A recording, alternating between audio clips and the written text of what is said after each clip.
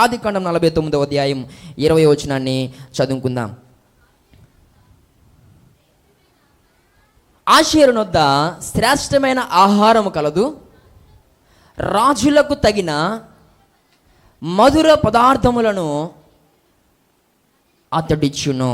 దేవునికి స్తోత్రం కలుగును గాక. ఆషేరు దీవించబడ్డానికి ప్రప్రథమైన కారణం ఏంటనంటే, అతి ప్రాముఖ్యమైన కారణం ఏంటి అని అంటే, ఆషేరు శ్రేష్టమైన ఆహారాన్ని కలిగినవాడు. ఇది మొట్టమొదటి మాట. ఆషేరు ఎందుకు దీవించబడ్డాడు? తోకగా ఉన్న ఆషేరు ఎందుకు తలగా మార్చబడ్డాడు?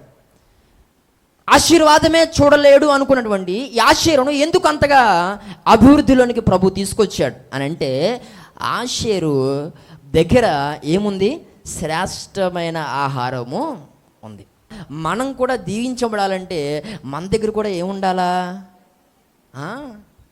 శ్రేష్టమైన ఆహారం ఉండాలి. పిల్లల ఆహారము బైబిల్లో దేనికి సాదృశ్యంగా పోల్చబడింది? దేవుని యొక్క వాక్యానికి సాదృశ్యంగా పోల్చబడింది. దేవునికి స్తోత్రం కలుగును గాక. వాక్యానుసారంగా మనం ఆలోచన చేస్తే దేవుని వాక్యమే మనకి ఏంటన్నమాట? ఆహారం. పిల్లల యేసుక్రీస్తు ప్రభు వారు మాట్లాడతారు, మనిషి రొట్టె వలన కాదు కానీ దేవుని నోట నుండొచ్చు ఆ మాటను బట్టి ఏం చేస్తాడు? బ్రతుకుతాడు. దేవునికి స్తోత్రం కలుగును గాక. ఈరోజు నా మాట్లాడుతున్న ప్రియ సహోదరి సహోదరుడా, మనం బ్రతకాలి అని అంటే ఇహలోక సంబంధమైనటువంటి ఆహారముతో పాటు మనలో ఏముండాలి అని అంటే ఆత్మ సంబంధమైనటువంటి ఆత్మీయ ఆహారం అనేటువంటి దేవుని వాక్యము కూడా మనలో ఉండాలి. చూడండి, ఈ శరీరం పోషించబడడానికి మనం ఆహారాన్ని ఎలాగైతే తీసుకుంటున్నామో, ఏమండి, ద్రవ పదార్థాలు కదా తాగుతున్నాం, అదేవిధంగా ఘన పదార్థాలు తింటున్నాం.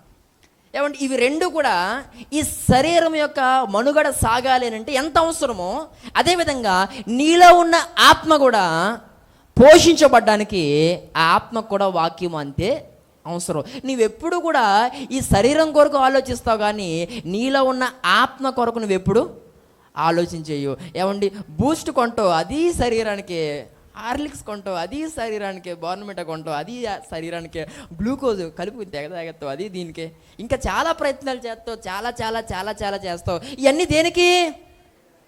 ఈ శరీరానికే.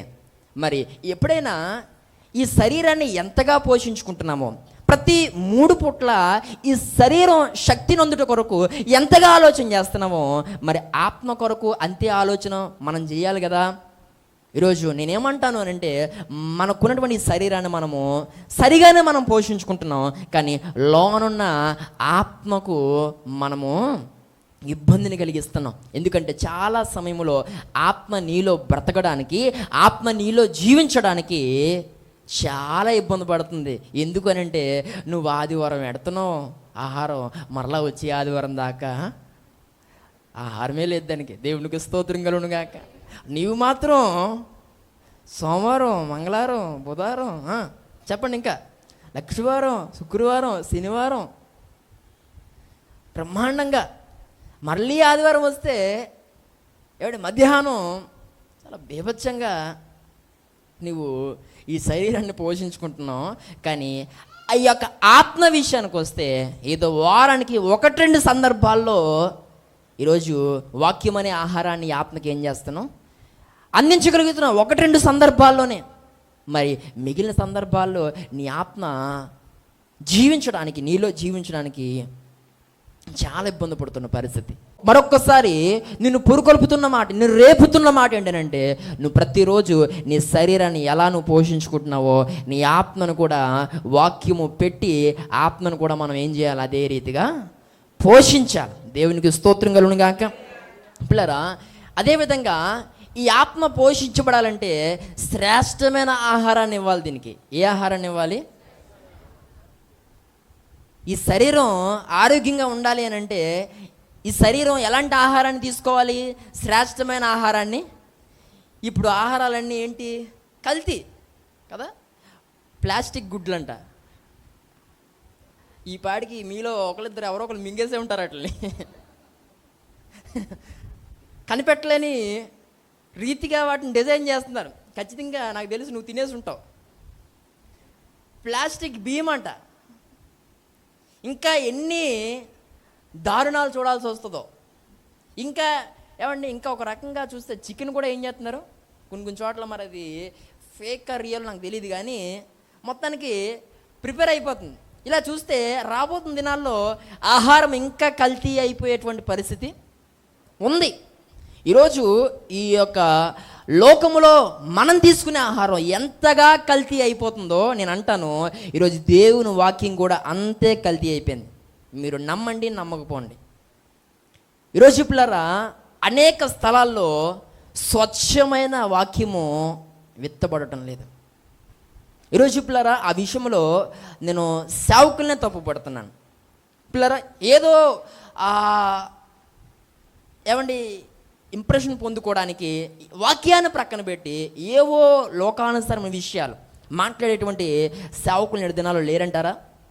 పిల్లరా ఒక వాక్యం చదివిస్తారు, ఇక మరలా ఆ వాక్యం జోలికి పోరు. ఒక 2 నిమిషాలు మాట్లాడతారేమో, ఇక వాక్యం ప్రక్కన పెట్టి అంతా వారి గొప్ప, లేకపోతే వారి పరిస్థితి, లేక లోకంలో అక్కడి విషయాలు ఇక్కడి విషయాలు సందర్భానుసారంగా 1-2 మాటలు చెప్తే పర్వాలేదు అర్థం అవ్వడానికి, ఏదో వాక్యాన్ని అన్వయించుకోవడానికి, లేకపోతే వాక్యాన్ని ఆపాదించడానికి ఏదో 1-2 సందర్భాలని లోకంలో ఉన్న వాటిని ఉదాహరణగా వాడుకుంటే పర్వాలే. కానీ ఈరోజు చాలామంది సేవకులు వాక్యాన్ని కల్తీ చేసి పాడేస్తున్నారు. ఉన్నది ఉన్నట్టు బోధించడం రాక, ఏమండి ఆ వాక్యాన్ని సరిగా ధ్యానించక, ఏమండి ఆరాటం కొద్దీ ఏదో వాక్యం ఎత్తుకోవడం, అక్కడున్నట్టుగానే దాన్ని చూపించి మాట్లాడి ఇక ఏవో లోక విషయాలు ఏమండి మాట్లాడేవారు నేడు దినాలు లేకపోలేదా? ప్రసంగం ఎత్తుకుని ప్రసంగం అయ్యేంత వరకు ఏమండి రకరకాల కుళ్ళు జోకులు వేసి నవ్వించి ఆమెననేసి పంపించేసేటువంటి సేవకులు నేడు దినాలు లేరంటారా?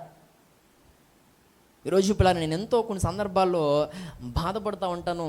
ఈరోజు సేవకులు అనబడిన వారు దేవుని చేత పిలువబడి నమ్మకంగా ఆ బాధ్యతను, ఆ పని చేయాల్సిన వారై ఉండి ఈరోజు ఆ బాధ్యతను సరిగా నిర్వర్తించలేనటువంటి పరిస్థితులు.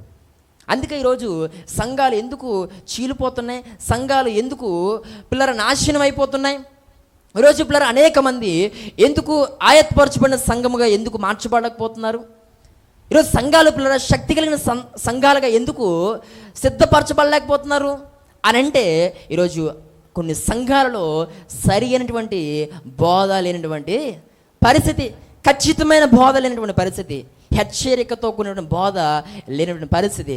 ఈరోజు నేను అంటాను, హెచ్చరిక లేనటువంటి బోధ ఒక విశ్వాసికి ఆరోగ్యకరమైన బోధ కానే కాదు.